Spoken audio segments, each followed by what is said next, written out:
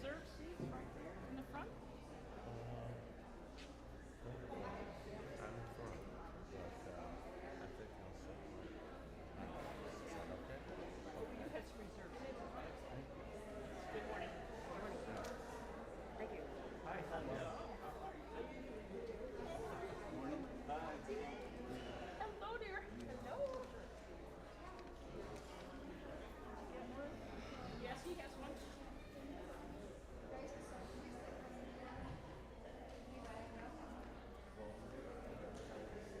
For Mary Jo, she's probably not here yet.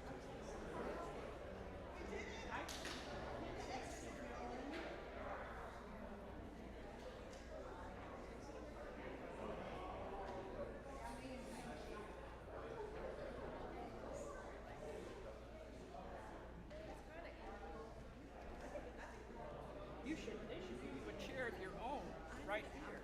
I'm going to sit. The blue May I chair. sit there? Yes, absolutely. And then when they start, I'll just go up there, wait and wait. Or Yeah, settle. yeah. Yeah. Yeah. He'll signal you. Okay.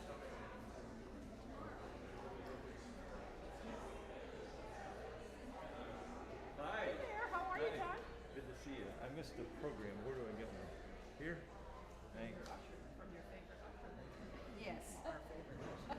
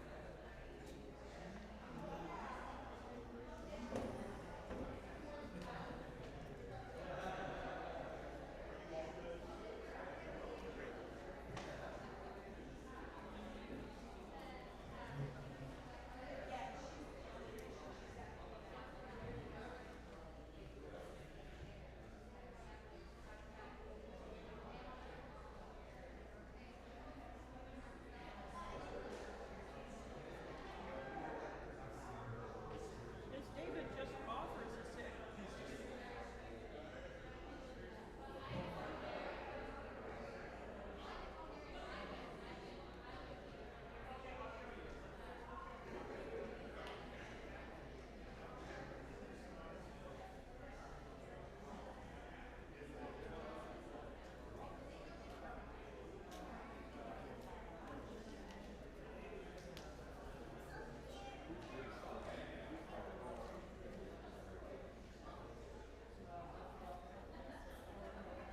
Okay, you don't know. What'd you lose? Okay, you just look. Oh, I'm just looking for kids that might have made it in here, not realizing that we go straight out. So I see one of them. Did you create good trouble or bad trouble? It was great trouble. Hey, is that for me? Thank you. Man. Hey, Sarah. Oh, dear.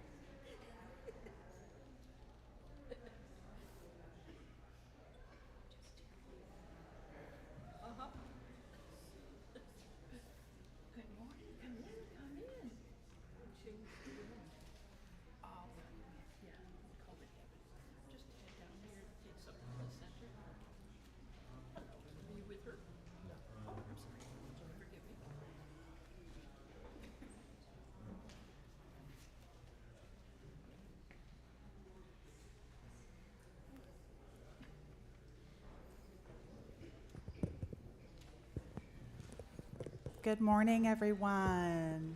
Good morning. It's wonderful to see all of you this morning. My name is Heather Kistner. I'm a member of the board here at Tennessee Valley Unitarian Universalist Church, and I would like to welcome you on behalf of the board and the program council. You are welcome here, whoever you are, wherever you are from, and wherever you are on your journey. If you would like more information on TVUUC, please fill out the visitor information card found in the seat back or pew in front of you and drop it in the collection plate. Regarding COVID, per the CDC, Knox County's current risk level is low.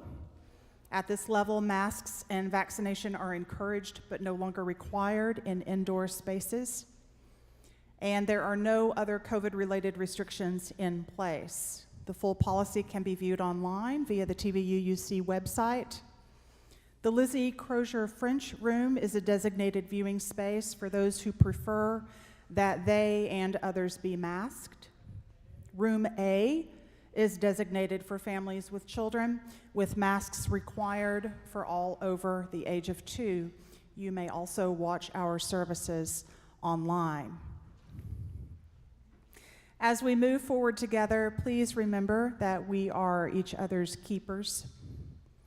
If you or your family are interested in our youth religious education program, please visit the education table in the lobby to answer any questions.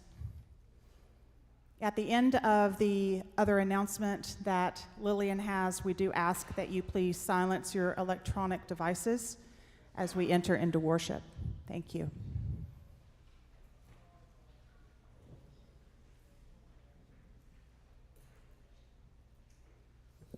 I'm Lillian Mashburn. I've been chair of the Rummage Committee for this past year. I'd like to announce that with the exception of a few unpaid expenses, we raised $9,500.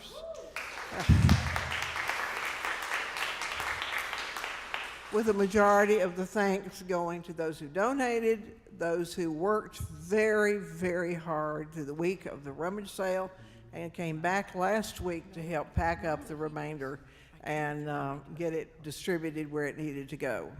It's a very successful sale, a lot of hard work, and let's hope that church spends our money wisely. Thank you.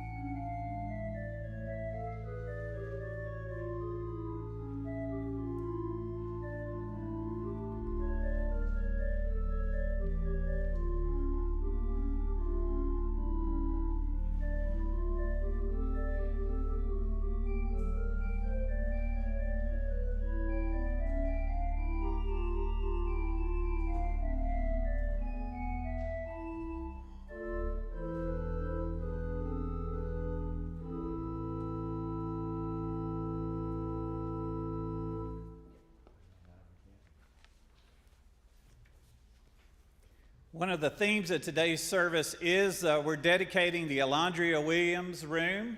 And as part of the service, it's a very exciting day for us. As part of that, during different parts of the service, you're going to hear from different people who knew her and can speak to different aspects of her, beginning with Beth Uzzleton, who will be doing our opening words.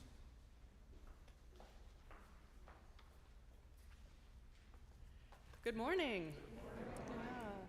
Thank you so much for welcoming me back. For those who don't know, my name is Beth Uzzleton. I am the daughter of Marcia and Terry, and I grew up here in this church, and not in this physical space. As you all know, we used to have the building down the road, but as Alandria would tell you, church is not a place, it's people, right? It's the community that raised you. Alandria and I and Frederick grew up in this church. We found our place in this church, we found our peace in this church, and we found our power in this church. I am wearing earrings beyond myself today. These were Alandria's, as were these Bengali bracelets. And I do love big earrings, but these are bigger than I normally would wear. But I am wearing them in her spirit because she lived loud, right? She lived beyond her body. And I already spotted the tissues over there. I will weep. I'm a weeper because I miss her. But I'm here to share with you, when Elnora reached out to me and asked me to be a part of this, I was delighted because I loved Alandria, and I still do. And I wanted to share with you a little bit about what she was like as a child. For those who don't know, Alandria never was much of a kid. She was always a grown-up. She came here in third grade. She and Frederick came when we were in third grade. And she was bossy. Alandria was bossy. When we were playing sardines, which for those who don't know, it's hide and seek, where when the seeker finds the hidden, you hide with them. And we used to have lock-ins where we would all play sardines, and we ended up, one time we had 7 of us kids standing on a toilet together, hiding. We used to go hide in the choir loft when we weren't allowed to. And Alandria was the one that would come bust us hiding in the choir loft and be like, oh no, this is off limits, we gotta go. She was the one that would bust us on the roof for playing Spin the Bottle. Alandria was bossy. She was always bossy, but it took us a while to learn that she deserved to be the boss. She was the one who knew what would help us grow and what would get us in trouble, right? In thinking about Alandria, I think it's so fitting that the youth room is dedicated to her. And I understand this is also the room where the social action groups meet, and that is incredibly poignant because Alandria, I will say growing up with her, we weren't as close as kids, but we got very close in the last 10 years of her life, and we reflected a lot. We traveled together, and we reflected on how long we had known one another. And one of the really important things for both of us, our personality, was growing up in this church, growing up in a place where we could find a home. Because you may suspect this, but Knoxville in the 80s was not terribly friendly to super liberal kids. And this was a place where we found each other, where all of the misfit kids who didn't otherwise fit well in their school communities could come, and where we were never too liberal, too loud, or too queer to be part of something really important. We were baby organizers here. We learned how to, we studied philosophy. We learned about our own moral compass. We found our own spirit in this church, and then we took it out into the world. And Alandria and I were both community organizers. We were both leaders. We both ran nonprofit organizations. We both served on boards. And we would talk about that a lot, how we learned a lot of those skills here in this church and within that youth group that met in that room. And I think it's incredibly fitting that it's named after her, because I know, as we all know, Alandria's life was too short. But I used to say to her that she fit so much, she fit a whole extraordinary lifetime into a life that was too short, but she lived it all. And her legacy was too big to fit in one lifetime. I've thought a lot about this, and some of her life's work was mentoring youth. It was very important to her to raise up more baby organizers who could find their peace and their power and solidarity with one another and understand that they were loved and mentored by others. And part of her legacy is those baby organizers that are going to find their peace and their place and their power in that room are going to take it out into the world for generations to come. Her work, Elandria's work, was too much to fit into one lifetime, but all of those baby organizers are her legacy. We are all her legacy. And I think it's really wonderful that that room, where so many other young people who may not fit someplace else are going to find their power and their voice in that room, and they will be part of her legacy and live out the lifetime that Elandria wasn't able to.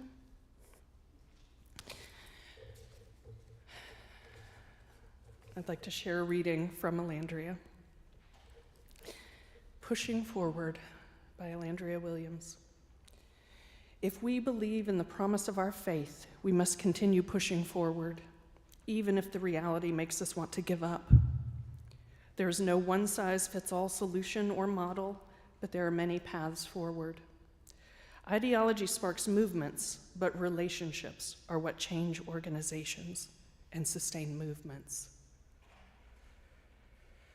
It takes one relationship at a time.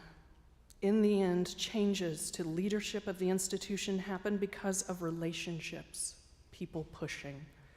We must place value on the relationships and the need to not leave folks behind in our quest for transformation. Everything comes back to our congregations and covenanted communities. That is where the faith starts and ends. We must embody the changes we wish to see and not just say that we believe in the changes. We must actually live the changes with every fabric of our being. If we believe in the promise of our faith, we must continue pushing forward. Elandria would want us to push forward, to challenge ourselves. This is what she did for me personally and continues to do. It is what she will do for every person who finds their peace, their place, and their power in this congregation. Thank you.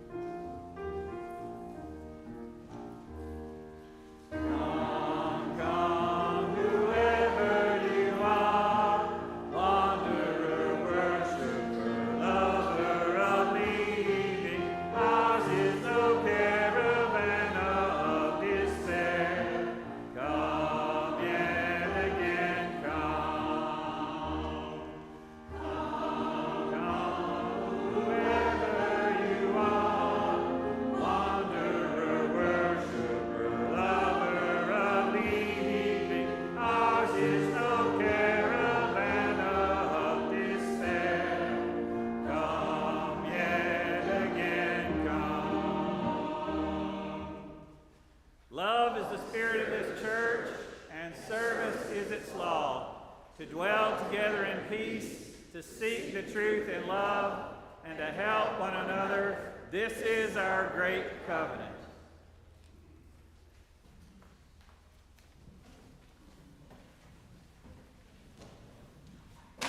You may remain standing for our opening hymn.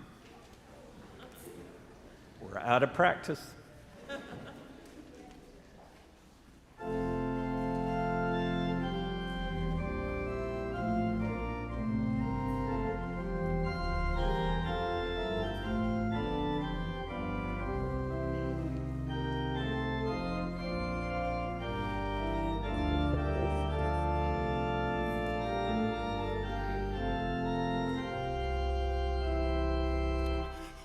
When in our music God is glorified, and adoration leaves no room for pride, it is as though the whole creation cried, Alleluia.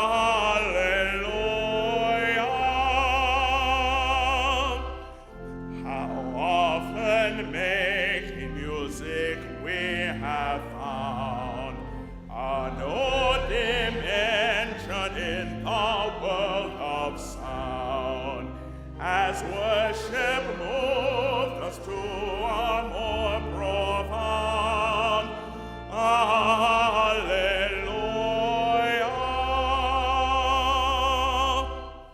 So has the church in liturgy and song, in faith and love through centuries of wrong, borne witness to the truth in every tongue. Alleluia.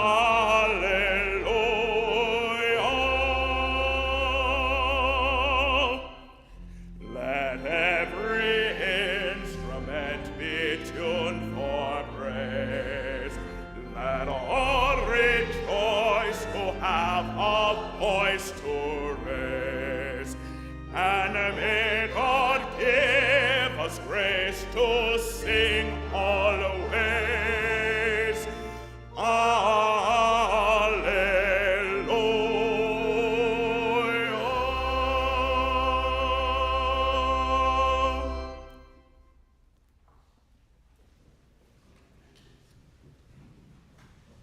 The Reverend Jametta Austin is going to lead us in the words for the dedication of the Landria Williams Room, but they'll make more sense if we do that chant that Alandria so loved before. So repeat after me. Solid as a rock. Rooted like a tree. We are here. We are strong. In our rightful place. Let's join together in this responsive reading.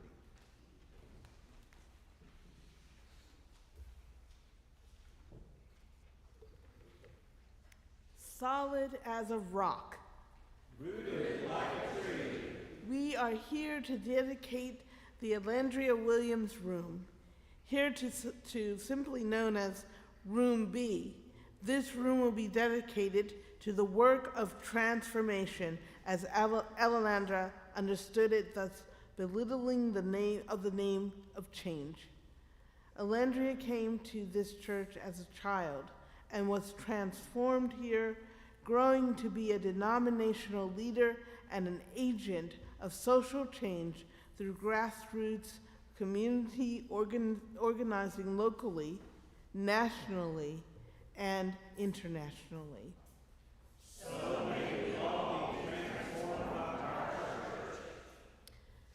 The proposal to name this room in honor of Alandria came from our congregation's 8th Principal Task Force, who felt that E embodied those values as expressed in these words.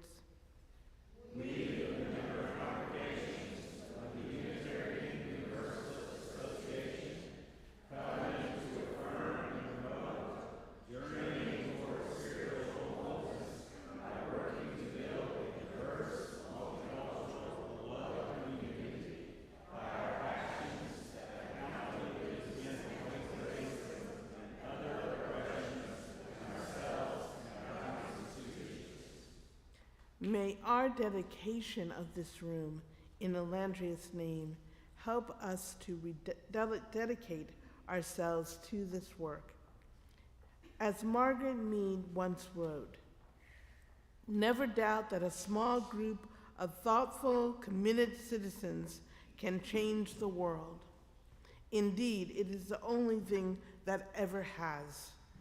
This room will be placed where a smaller groups meet, our circles, the environmental concerns, personal beliefs and commitments class, the 8 Principle Task Force, and more." Each of these small groups has the capacity to change the world.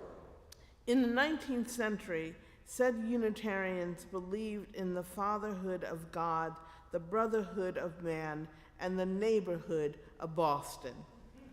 Alendria challenged us to remember that our neighborhood is bigger than that.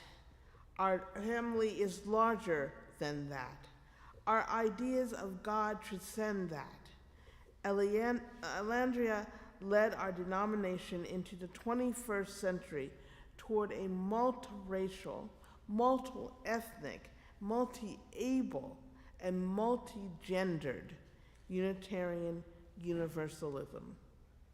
May we continue to grow in our understanding how to be a bigger, more inclusive, transformational faith. Alendria was awarded with our denomination's highest honor, the Award for Distinguished Service to the Cause of Unitarian Universalism, which reads, "The lasting power of Alendria's service to Unitarian Universalists is their vivacious and joyful spirit, ease joyful expression of proud, loud, Southern, Black, queer Unitarian Universalism has breathed life into our faith."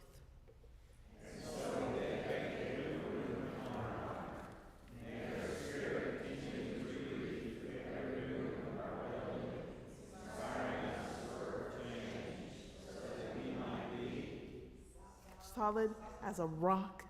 Rooted like a tree.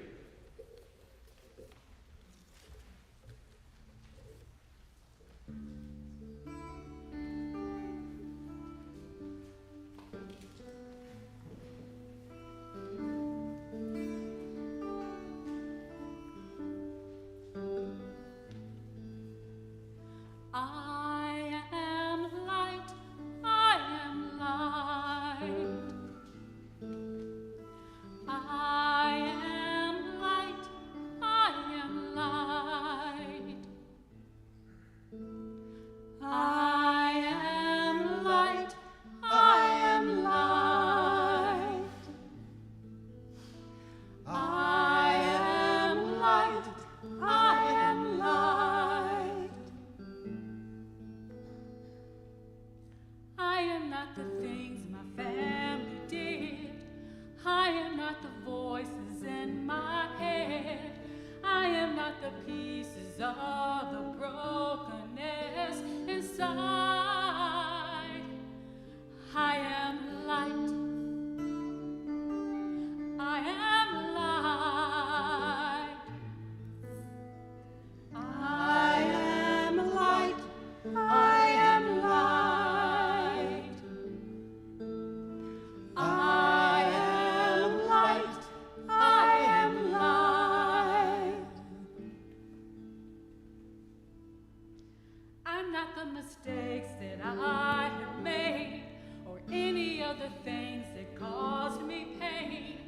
I am not the pieces of the dream I've left behind. I am light. I am light. I am light. I am light. I am light. I am light. Yeah.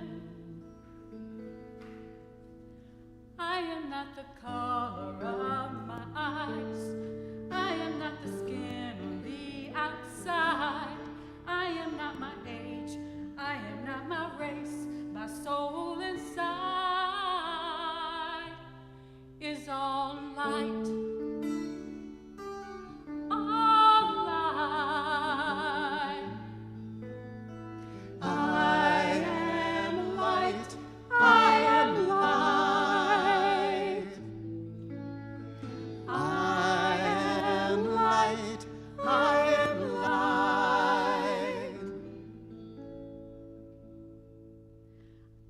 am divinity divine.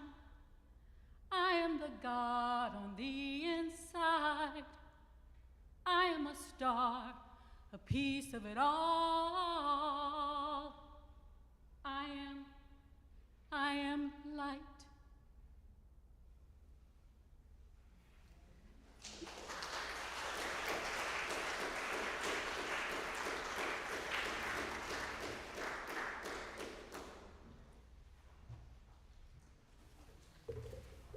Good morning.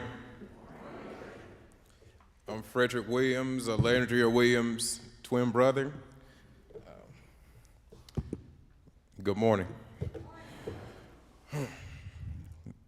So, this church always brings back good memories, to me. Coming up, this was always, we moved from, different churches, and, I really couldn't really, gosh, sorry. I really couldn't really, hang on a second.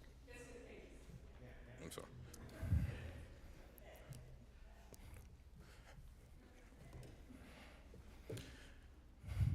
Okay. I really couldn't find a home until I came to this church. We did share great memories here. All right, I'll be strong. The first thing that comes to mind is, we didn't have a playground at the time, and I remember he told us, we could pick certain pieces to put on this playground in this yard. And we all wanted, a merry-go-round and some swings, and, we wanted something cool, to put our statement on it. I remember Bart Simpson was, I loved Bart Simpson at that time. So he let me do a drawing of Bart Simpson. Of course, I had made him a black Bart Simpson, but it was just real fun. It just came to my mind for some reason. But anyways, this church has always been a great home to me. Me and my sister, my family. I just want to thank you guys for bringing us in and, letting Alandra have this room. I mean, it was everything to her. It's everything to our family. So I'm just going to read a poem from her. It's called We Are Worthy.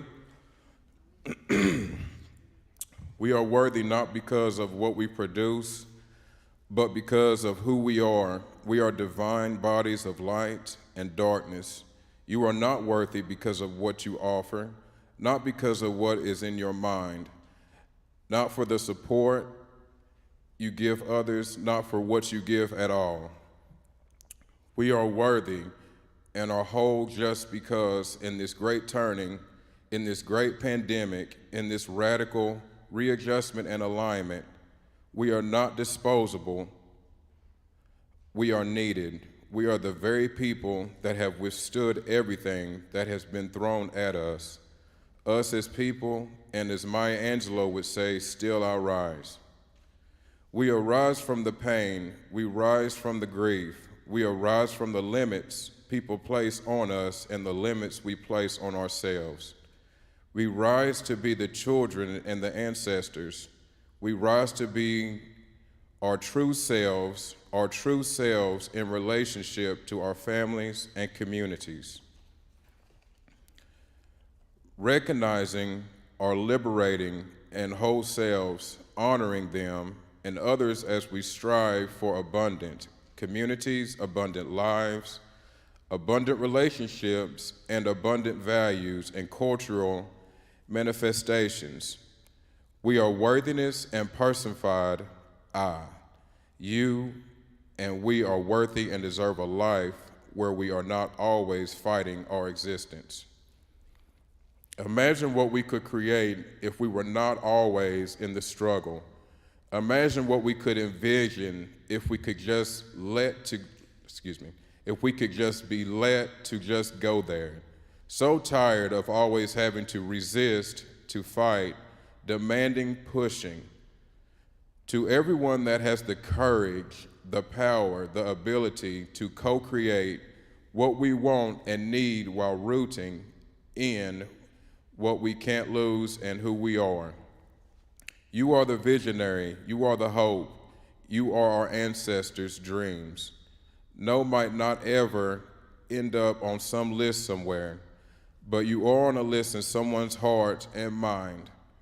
And it fits in how you move in the world so people can see by example, you are the embodiment of what we need. Thanks to all that are the embodiment not of productivity, but of the embodiment of radical love, care, and sanctuary. It's time to embodiment, living one's value out loud. Let me every day live my values out loud. Let us every day live our values out loud, embodying our values, not the productivity quotient, beyond productivity, past productivity, true embodiment, life, Alandria Williams. Thank you, guys.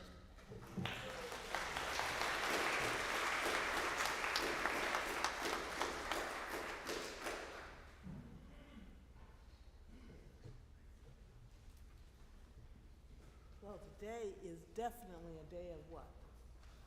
Joy. All together. Joy. Joy. Yes. Today we get to say we will have a room that reminds us, Alandria reminds us that we must do the work. Today I like to remind people that we have joy that, oh, it's too high, isn't it? Oh. I'm like, I love Gina's like, I'm like, oh yeah. How's this? Whoa. Okay. We have a joy that John Coffey is well. And for anyone who has had COVID and gotten over it and you think you're well, think again. This disease is insidious and it can have amazing repercussions. John is doing well, but he's on a regimen that he has got to maintain for some time. So he told me, and I'm saying this for him, be careful and listen to your body. So, words from John, and hopefully he will be here one day and he'll tell you the words directly. Also, I don't know, Sandra Casper, her son, David Moon, who grew up in this church, married his partner, and they've been together 10 years, and then they got married. Her name is Heather McNara, and that's a joy. And the second thing is Lorraine Lawrence is having a shoulder replacement surgery. So please think of her, carry good thoughts for her, and also next week be available when I call you because you will need rides. So anyone who's interested in giving her a ride, if I don't call you, you can call me first. There is so much to give a prayer for today. Horror, destruction, death, devastation, yet there is the joy of life, of hope, of determination. Join me in a moment of silence that we recall the good and the bad, the high notes and the low notes, and a reminder that we must carry joy within, because without, sometimes it's overwhelmingly sad.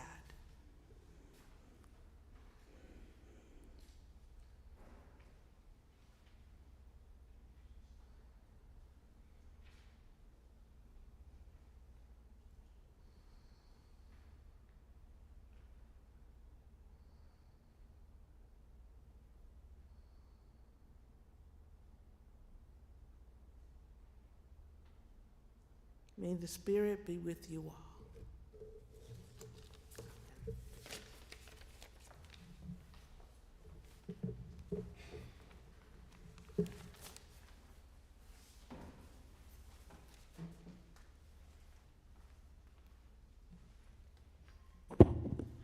Good morning. Thank you for joining us today.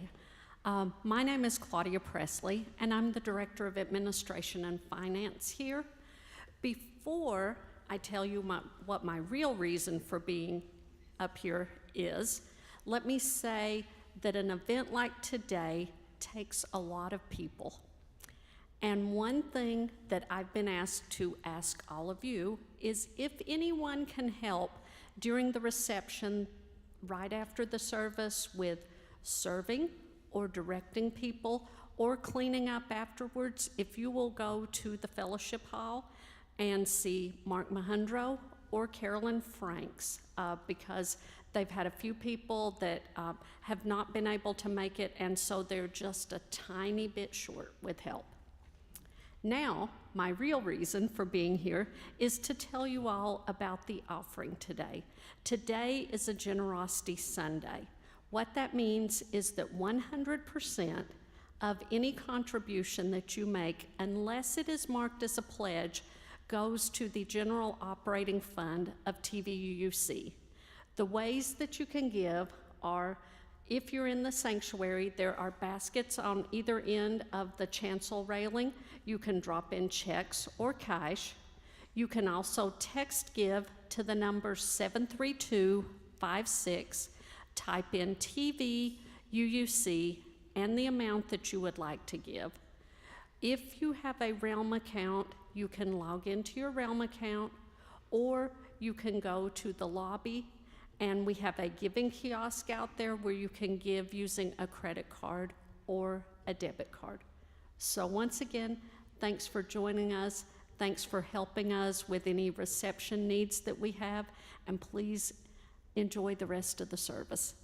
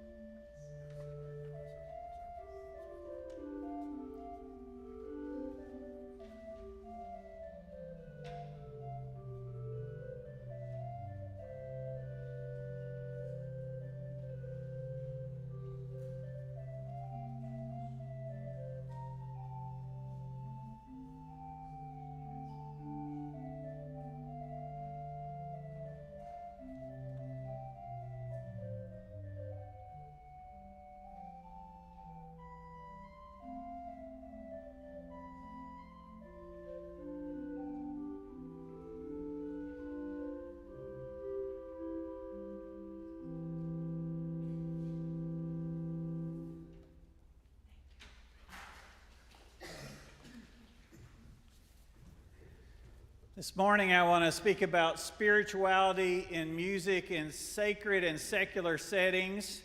as is appropriate because Alandria used to work for the Highlander School. As you know, the Highlander School is a school of organizing for social justice movements, and music plays an important part. It's great to see you, Candy, is a great example of the power of music and social change. There's a trick they teach you at the Highlander School, because music can be helpful for building morale if you've got a protest or an organizing thing going. And what you can do is if you're in a spot, if you need some inspiration, you can take a very familiar tune and simply change the words and adapt it for your purpose at the moment. To give you a very simple, kind of illustration, you could take the words to Happy Birthday to You and make it Solidarity Today. So let's do that. Solidarity today, solidarity today, solidarity, solidarity, solidarity today. See, you can adapt what you have for the needs of the moment. You don't need an instrument. You don't have to be a great lyricist, 2 words. You don't even have to be a good singer. You just need a good cause and a good tune.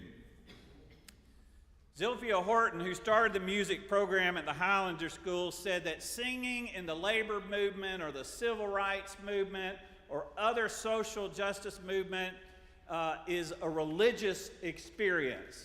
Singing on a picket line is like singing in church. It's a way of getting in touch with our innermost feelings and finding solidarity together.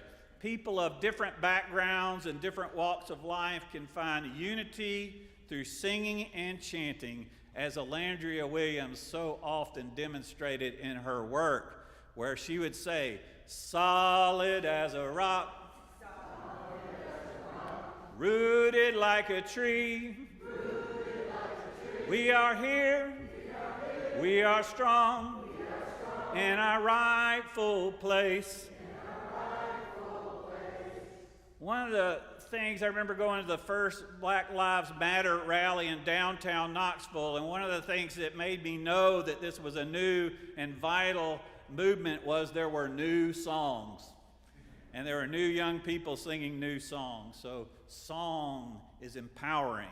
Now, the 3 major religions in the West, Judaism, Christianity, and Islam, are often called religions of the book. And yet, mystics of both the East and West, and Eastern and Western mystical traditions, religion is considered to be more like a song, more like music, than it is a book. There's a spiritual saying, the menu is not the meal. In a similar way, the sheet music is not the song. The secret of religion is to find the song, to find the harmony that's there. Now, the book of Ezekiel has lots of different stories in it, and that sometimes there's some really imagery that's hard to make sense of. And there's this one scene where there's one moment in the book where God appears to Ezekiel with a scroll, with ancient parchment, and says to Ezekiel, eat this scroll. Fill your belly, fill your stomach with this scroll. And Ezekiel, being a good prophet, eats the scroll. He eats the scroll, and as he eats it, it tastes like honey. It tastes sweet.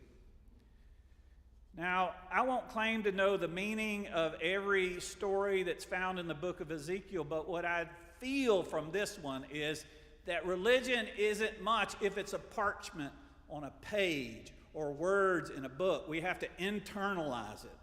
We have to bring it into ourselves and make it a part of ourselves.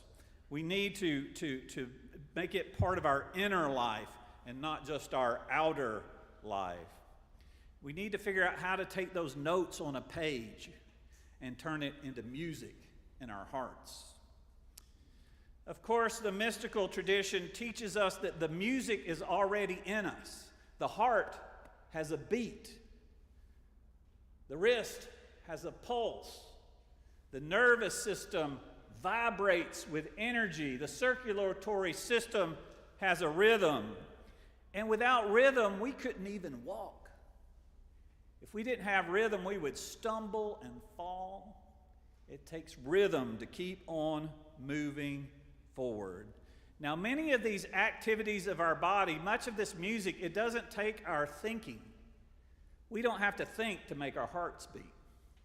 We don't have to think in order to breathe. We don't have to think in order to make our blood flow. We don't have to think in order to make our nervous system operate. It operates in that area that's deeper than thought, deeper than intellect, deeper than theology. And so it is. So it is with spirituality. It's always deeper than our thinking. Now, the poet Rumi once described the human body as a flute, as a musical instrument through which the breath of the Spirit blows. But not everyone in this room is a flute. Some of us are saxophones. Some of us are harmonicas. And some of us are tubas. And some of us are clarinets. And some of us are church organs. In other words, the Spirit blows through lots of different instruments, making different kinds of music. This year I discovered the teachings of Hazrat Inayat Khan in his book, The Mysticism of Sound and Music, which was written at the turn of the 20th century, from the 19th century to the 20th century, but is influential on musicians today, and many of the ideas that I'm expressing today are inspired by this particular book. He argued that the key to spiritual living is to realize the whole universe is a symphony, but we are merely notes in it. Each one of us notes in a symphony. And our happiness depends not so much on being obedient to words on a page, but discovering that harmony. That's discovering that harmony with the symphony of the universe. Reading a book is good, but it's not what makes us spiritual.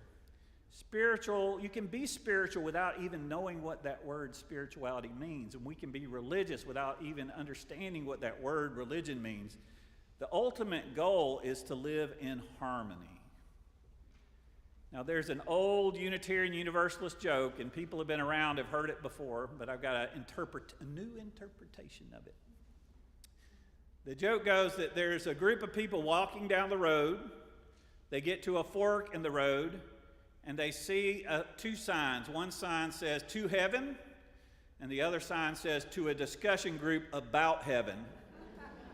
And you know who the Unitarian Universalists are is because they go to the discussion group.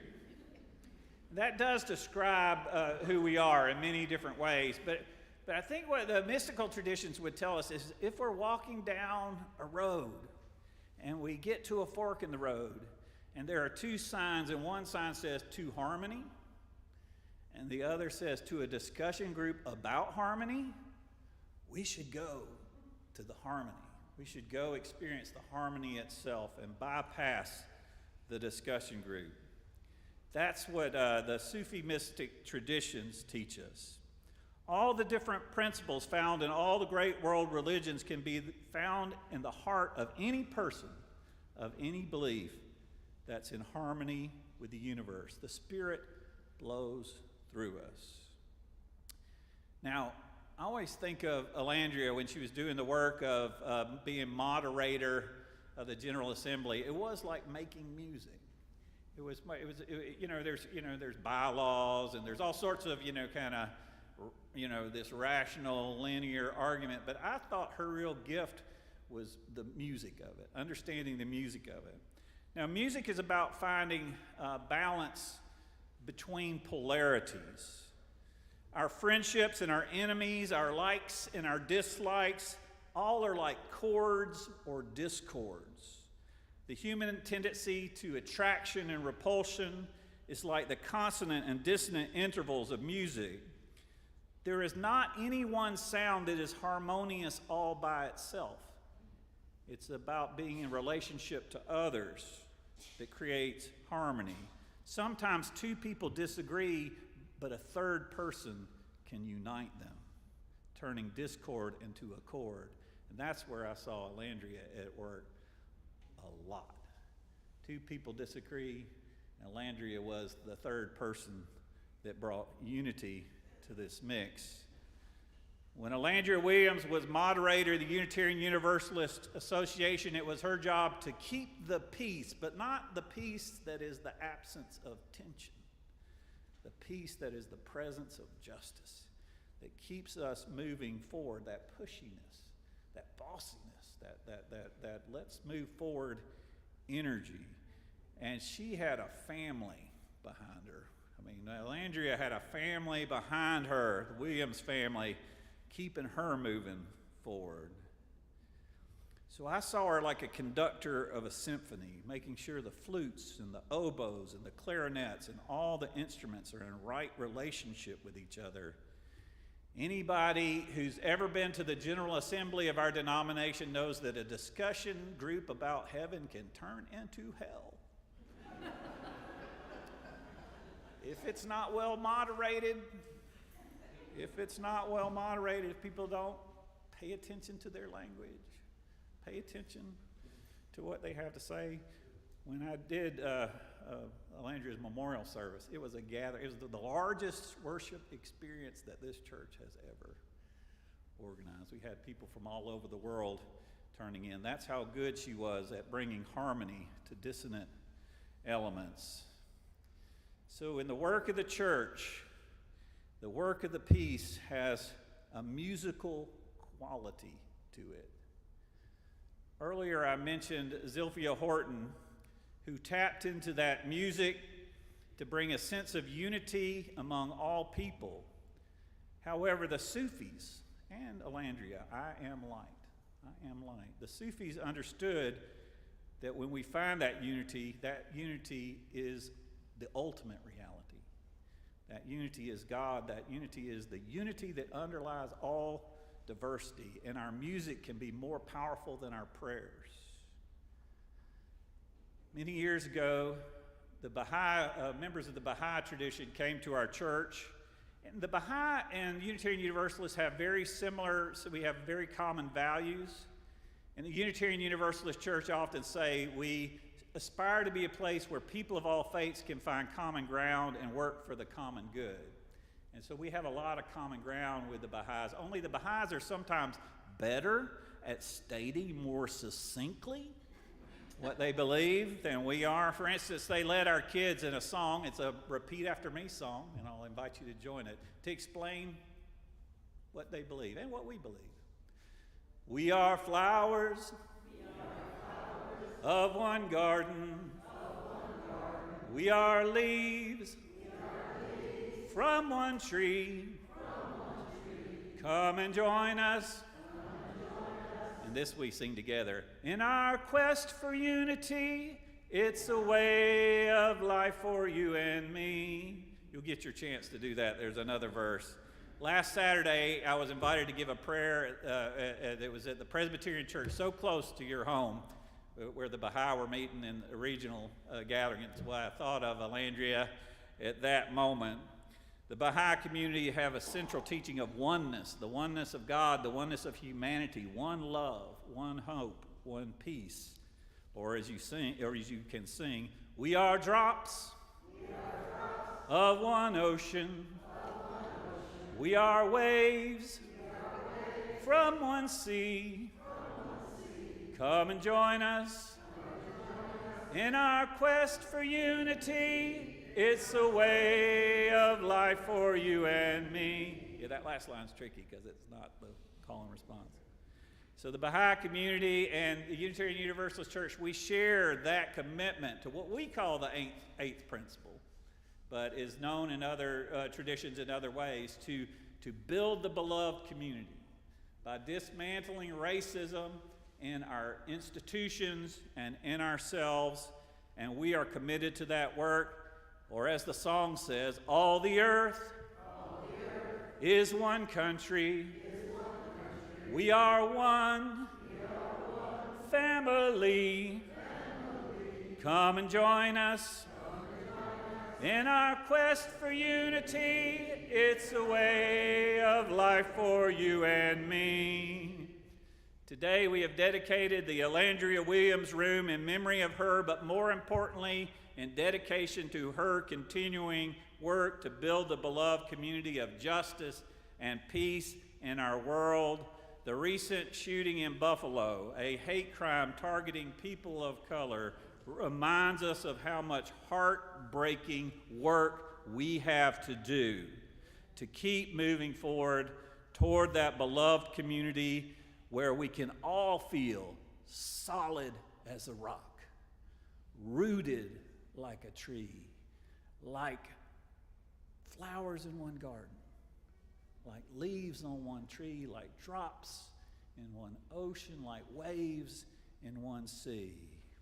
Knowing that our work for that future day must be grounded in the spirit present in this moment.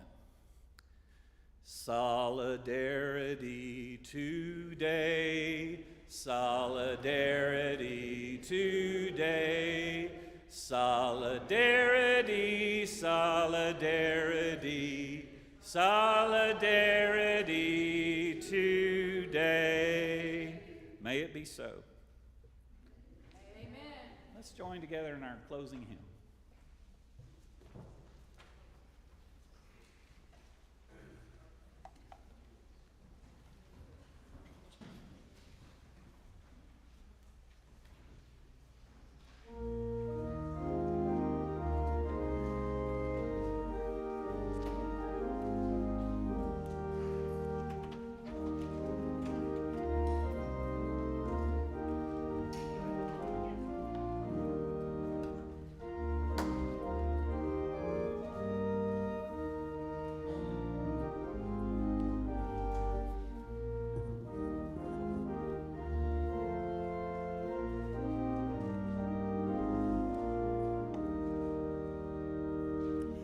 We sing of golden mornings, we sing of sparkling seas, of prairie valleys, mountains, and stately forest trees. We sing of flashing sunshine and life bestowing rain, of birds among the branches and springtime come again. We sing the heart courageous, the youthful eager mind. We sing of hopes undaunted, of friendly ways and kind. We sing the roses waiting beneath the deep piled stores. We sing the earth's great splendor, beauty round us goes.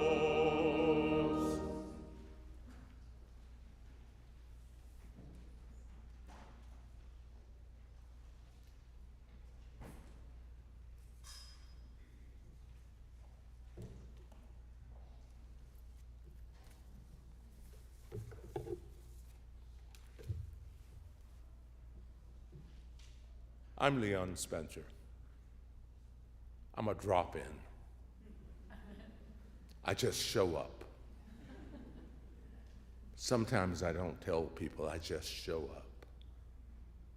And I show up with a goal, a mission, and a spirit. My wife and I, and I'm going to be quick with this because some of you know that sometimes I can just go on and on. And this is quick.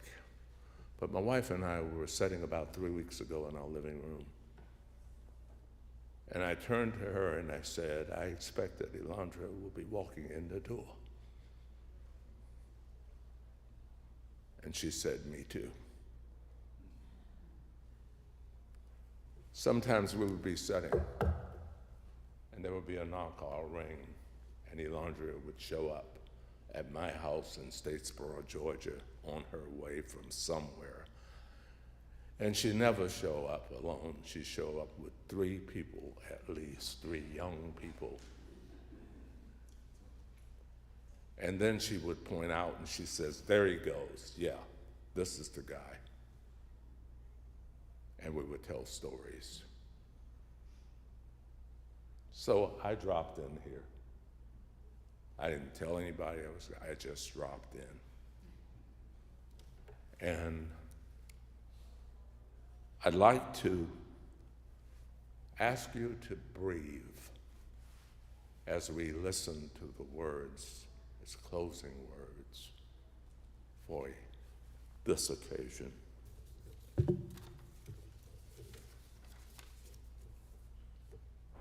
And this is a meditation of power.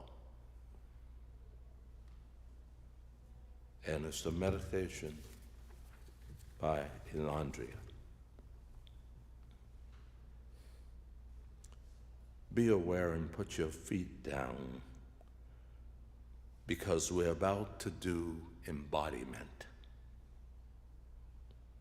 Close your eyes. Breathe in and breathe out. When you hear the word liberation, liberatory spirit, liberatory life, liberatory possibilities, what does that conjure up in your soul? When you hear, we are the liberating force, spirit, light, and love, what does that conjure up in your spirit? When you hear that we have the power to transform the world around us, what does that mean in your bones? When you hear, we are the people that we have been waiting for, how does that feel in your blood? We are the light. We are the wisdom. We are the ancestors. We are the ancestors. We are those yet to come. How do you feel fully hold all of these in ourselves? How do we fully hold all of these in ourselves? Now open your eyes. Look at the people around you. We are organizers.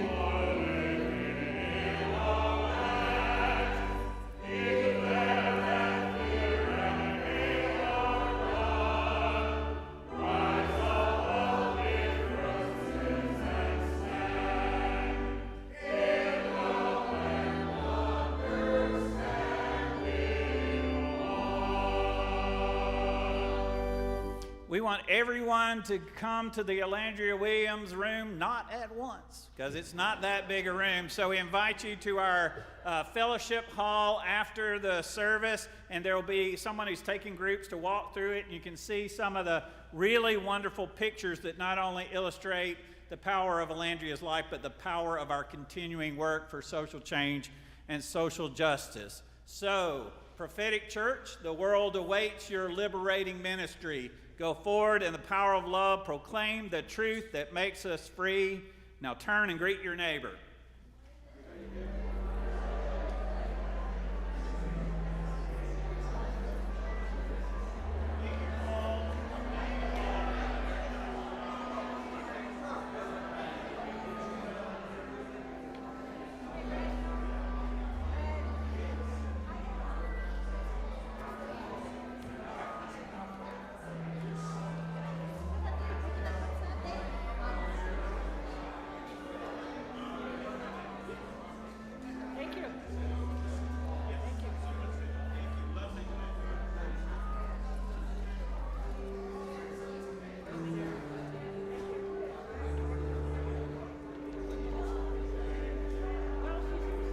Oh, yeah, that's right. Beep, beep. Oh, sorry about that. You're fine. Thank you. Thank you, sir. Thank you. I don't think so. No, I didn't really know of Andrea. Thank you. You're welcome. Good job today. How's Bob? He's doing so much better. Oh, yeah, good, yeah. good. In fact, Good to see ya. he said yesterday, I think on Wednesday I'm going to pressure him. Maybe he isn't doing so well. I know it. Stand by.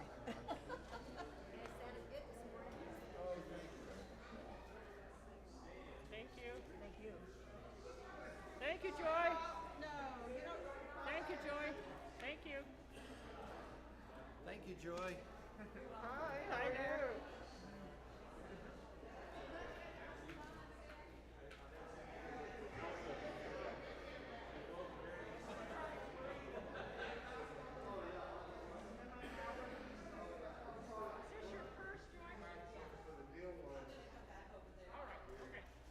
Just didn't want you to walk off without it. There you go. That'll stop you right there, right? I lose things all the time. Well, I appreciate you coming here.